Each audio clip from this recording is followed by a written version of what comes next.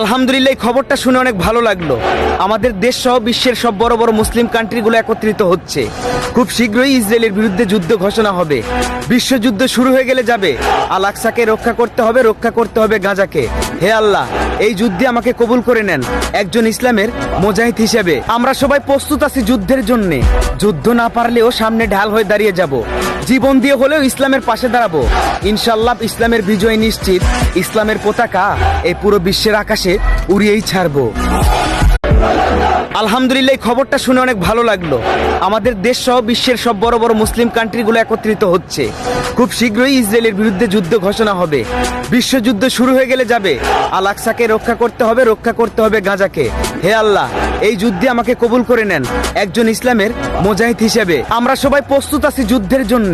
যুদ্ধ না পারলেও সামনে ঢাল হয়ে দাঁড়িয়ে যাব। জীবন দিয়ে হলেও ইসলামের পাশে দাঁড়াবো।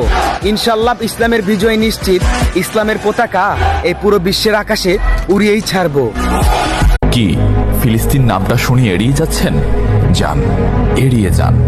কেননা ফিলিস্তিন তো আর আমাদের বাংলাদেশ না। কোনো সমস্যা নেই, এড়িয়ে যান। কিন্তু একটা কথা মনে রাখবেন, সেই কাল কিয়ামতের দিন যখন আল্লাহ আপনাকে প্রশ্ন করবে, তখন কি করবেন?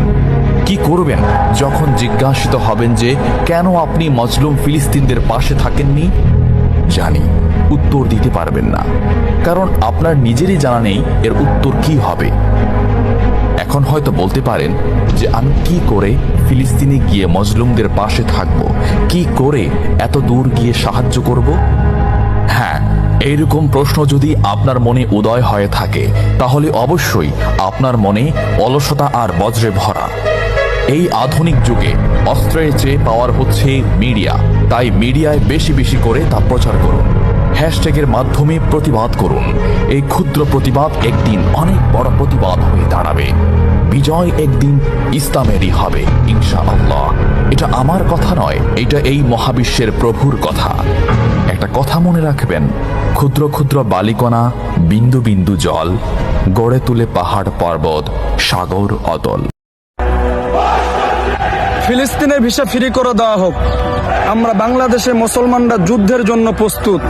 যেমন বাংলাদেশকে স্বাধীন করেছি, ঠিক তেমন ফিলিস্তিনকে স্বাধীন করব ইনশাআল্লাহ।